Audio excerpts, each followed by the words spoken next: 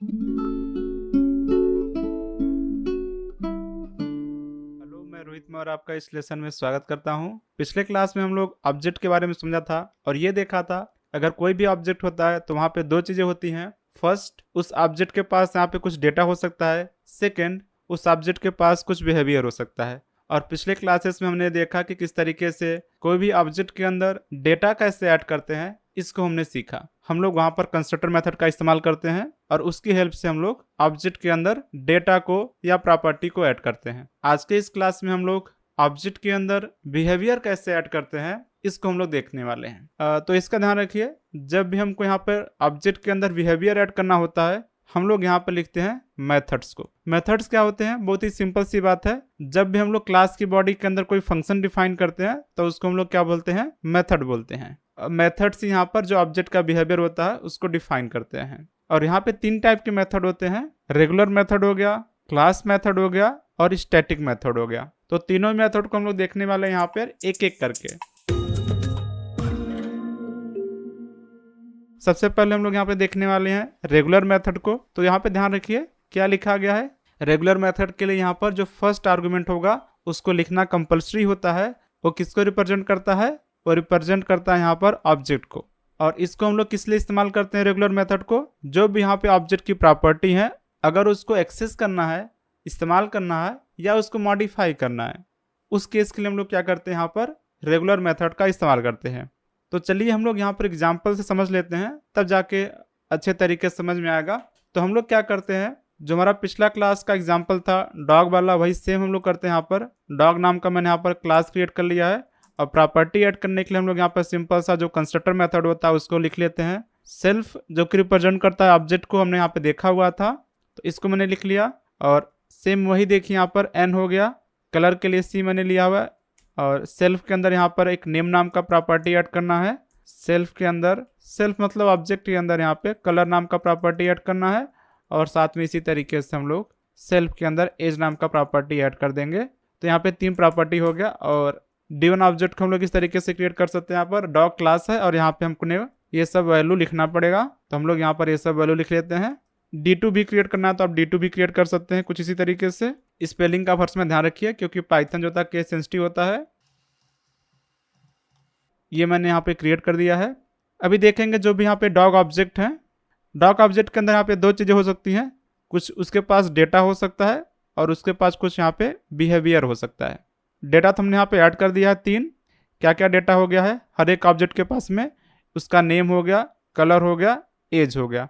अब हम लोग क्या चाहते हैं कि यहाँ पर कुछ बिहेवियर ऐड कर दिया जाए। जैसे मैं यहाँ पे चाहता हूँ एक बार्क नाम का बिहेवियर ऐड कर दिया जाए।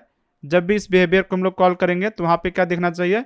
जिस भी ऑब्जेक्ट से मैंने इस बिहेवियर को कॉल किया है, सपोज कि मैंने यहाँ पे D1 से कॉल किया हुआ है, ऐसा दिखना चाहिए। जो D1 का नाम रहेगा टॉमी, इस वाले केस के अंदर टॉमी इज बार्किंग, ऐसा कुछ दिखना चाहिए।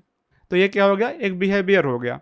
बिहेवियर ध्यान रखना, इसको हम लोग कभी कभी मेथड भी बोलेंगे और साथ में कभी कभी यहाँ पर फंक्शन भी बोल सकते हैं। कोई भी वर्ड का इस्तेमाल किया गया है तो सेम ही बात को रेफर करते हैं। तो हम लोग यहाँ पर एक चाहते हैं चेंज एज नाम से एक मेथड लिख दिया जाए। जब भी इस बिहेवियर को कॉल किया जाए, इस मेथड को कॉल किया जाए, जैसे मान लो कि D1 से कॉल किया गया है तो उसका एज क्या होगा? 1 से इंक्रीज हो जाएगा। तो ऐसा कुछ बिहेवियर हम लोग चाहते हैं कि ऐड हो जाए।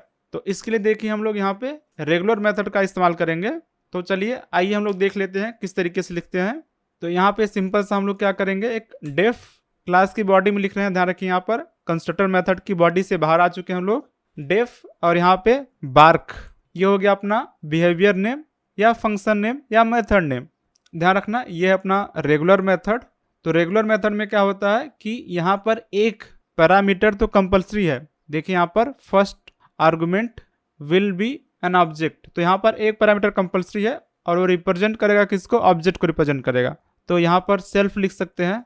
सेल्फ लिखना कंपलसरी नहीं है, कुछ भी लिख सकते हैं, लेकिन हर समय वो किसको रिप्रेजेंट करेगा? ऑब्जेक्ट को। तो अगर मान लीजिए कि मैं यहाँ पे D1 से इस मेथड को कॉल कर रहा हूँ तो यहाँ पर सेल्फ का वैल्यू क्या हो जाएगा?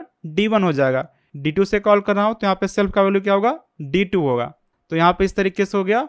और इस मेथड को कॉल करने से क्या होगा कि ऐसा कुछ देखेगा कि D1 से कॉल किया गया है तो टॉम इज बार्किंग ना। तो देखिए मैं सिंपल यहाँ पे प्रिंट कर देता हूँ और self dot name is barking, तो ये हो गया। तो अपना यहाँ पे सिंपल सा मेथड हमने लिख लिया हुआ है। अब मान लीजिए कि इस मेथड को कॉल करना है, तो हम लोग क्या करेंगे, d1 डॉट बार्क। यहाँ पे जो फर्स्ट पैरामीटर होगा उसको आपको पास नहीं करना होता है, ध्यान रखिए। यहाँ पे जो फर्स्ट पैरामीटर होगा उसको आपको पास नहीं करना पड़ेगा, वो ऑटोमेटिकली क्या हो जाएगा, d1 के बराबर हो जाएगा। अगर आपने यहाँ पे लाइन नंबर 15 इस तरीके से लिखा हुआ है, इसका मतलब क्या हो गया कि ये जो मेथड है ये हो जाएगा कॉल, और यहाँ पे सेल्फ का वैल्यू क्या हो जाएगा, सेल्फ का वैल्यू हो जाएगा यहाँ पे d1। अगर d2 से कॉल किया होता तो यहाँ पे आ जाता d2। तो यहाँ पे हो चुका है d1। और आप देखेंगे बॉडी के अंदर क्या है, बॉडी के अंदर यहाँ पे है self dot name, d1 dot name. और आपने देखा हुआ कि d1 का नेम क्या है, टॉमी है, तो यहाँ पे आ जाएगा टॉमी इज बार्किंग, और यहाँ पे आ जाएगा भोभो। ठीक है, तो देखिए मैं रन करके दिखाता हूँ आपको। तो आप देख सकते हैं जैसा हम लोग यहाँ पे एक्सपेक्ट कर रहे थे, टॉमी इज बार्किंग भोभो, तो यहाँ पे दिखाई भी दे रहा है। ठीक है, अगर हम लोग यहाँ पे d2 से कॉल करते तो आप देखेंगे यहाँ पे कुत्ता इज बार्किंग भोभो। तो जो रेगुलर मेथड होता है यहाँ पे लिखा गया है कि फर्स्ट आर्गुमेंट जो होगा वो हर्ष में ऑब्जेक्ट होगा, तो यहाँ पर सेल्फ लिखा गया है। और इसको हम लोग इस्तेमाल क्यों करते हैं, जब भी जो ऑब्जेक्ट की प्रॉपर्टी होता है उसको एक्सेस करना है ना, उसको इस्तेमाल करना है। तो आप देख सकते हैं कि यहाँ पे जो ऑब्जेक्ट की प्रॉपर्टी नेम था उसको यहाँ पर इस्तेमाल किया जा रहा है। जब ऐसा सिचुएशन हो, ऐसा केस हो, तो हम लोग यहाँ पर रेगुलर मेथड का इस्तेमाल करते हैं। और कभी कभी जब मॉडिफाई भी करना है तब भी हम लोग वहाँ पे यूज़ करेंगे रेगुलर मेथड का। देखिए कैसे, डेफ, और मैं यहाँ पे लिख देता हूँ चेंज एज लिख देता हूँ मैं। फर्स्ट पैरामीटर्स में यहाँ पे ऑब्जेक्ट होगा, और मैं क्या करता हूँ यहाँ पर सेल्फ का जो एज है उसको 1 से इंक्रीज कर देता हूँ। तो अभी देखिए d1 से इस मेथड को कॉल करेंगे, अगर से चेंज एज, सेल्फ का वैल्यू यहाँ पे पास नहीं करेंगे, तो यहाँ पे चेंज एज।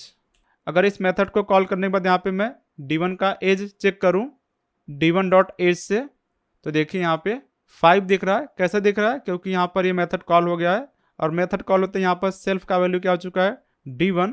तो यहाँ पे d1 का एज किसके बराबर हो जाएगा, यहाँ पे सेल्फ डॉट एज, जो अभी प्रेजेंट एज है 4, तो इससे तो 4 मिल जाएगा अपने को। तो 4 + 1, इसका मतलब क्या होगा, जो d1 का एज है मॉडिफाई होकर यहाँ पे 5 हो चुका है। तो ये भी क्या हो गया, रेगुलर मेथड, क्योंकि यहाँ पर भी जो फर्स्ट पैरामीटर है वो ऑब्जेक्ट है, और हम लोग यहाँ पर जो करंट प्रॉपर्टी है उसको मॉडिफाई कर रहे हैं। मैं यहाँ पर एक और चाहता हूँ कि बिहेवियर ऐड कर दिया जाए कॉल नाम से। तो इसमें क्या होगा कि एक इंसान रहेगा जो डॉगी को कॉल करेगा, तो मैं यहाँ पर एक पर्सन लिख देता हूँ। और ध्यान रखना जो फर्स्ट पैरामीटर है उसको हर समय सेल्फ लिख दो। जब भी आप रेगुलर मेथड लिख रहे हो तो वहाँ पर बिना सोचे समझे एक पैरामीटर तो लिखना ही है। अगर कुछ और पैरामीटर है तो उसको लिख सकते हैं, जैसे यहाँ पर देखेंगे तो एक एक्स्ट्रा पैरामीटर है पर्सन नेम नाम से, तो इसलिए यहाँ पे लिखना है, लेकिन एक तो यहाँ पे लिखना ही है, वो कंपलसरी है। तो यहाँ पे क्या होगा कि मैं ऐसा लिखूंगा कि प्रिंट पर्सन इज कॉलिंग, फिर यहाँ पे सेल्फ डॉट नेम। इस प्रिंट में हम लोग यहाँ पे 3 वैल्यू प्रिंट कर रहे हैं। पर्सन हो गया फर्स्ट वैल्यू, सेकंड वैल्यू यहाँ पे स्ट्रिंग वैल्यू है इज कॉलिंग, और वापस यहाँ पे एक स्ट्रिंग वैल्यू होगा ही सेल्फ डॉट नेम। तो देखो मैं इस फंक्शन को कॉल कर लेता हूँ एक बार d2 से, तो यहाँ पे d2 डॉट कॉल। अब ध्यान रखना है जो यहाँ पे फर्स्ट पैरामीटर है उसका तो वैल्यू नहीं पास करना होता है, वो तो ऑटोमेटिकली यहाँ पर पास हो जाता है, लेकिन यहाँ पे जो सेकेंड पैरामीटर है उसका वैल्यू यहाँ पे पास करना पड़ेगा। तो सपोज मैंने यहाँ पर दे दिया है यशराज, मैंने यहाँ पे नाम दे दिया है यशराज, तो आप देखेंगे यहाँ पर इसका आउटकम कुछ इस तरीके से दिखाई देगा, यशराज इज कॉलिंग कुत्ता। तो इस तरीके से आप यूज़ कर सकते हैं यहाँ पर रेगुलर मेथड का, जहाँ पे फर्स्ट आर्गुमेंट क्या होगा, हर समय ऑब्जेक्ट होगा।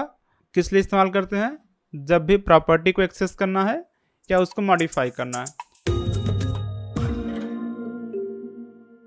सेकंड देखिए यहाँ पे आता है क्लास मेथड।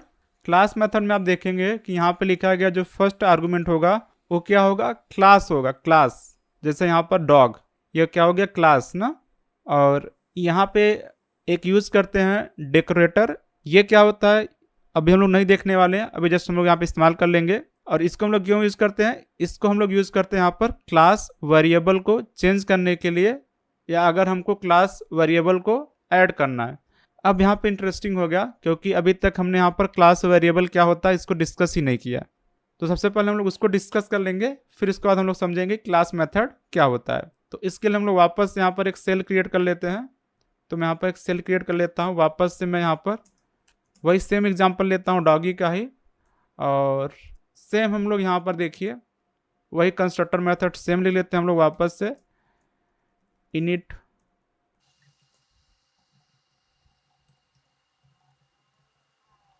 तो हमारा यहाँ पर रेडी हो चुका है। तो ध्यान रखिए जो यहाँ पे देखिए प्रॉपर्टी है नेम कलर एज, तो इसको हम लोग क्या बोलते हैं ऑब्जेक्ट प्रॉपर्टी, क्योंकि क्या होता है ये हर एक ऑब्जेक्ट के लिए अलग अलग होता है ना। D1 रहेगा उसका अलग नाम रहेगा, D2 रहेगा उसका अलग नाम रहेगा, इसी तरीके से वहाँ पे अलग अलग ऑब्जेक्ट का नाम अलग अलग हो सकता है, कलर भी अलग अलग हो सकता है, सेम भी हो सकता है, और एज भी क्या होगा अलग अलग भी हो सकता है, सेम भी हो सकता है।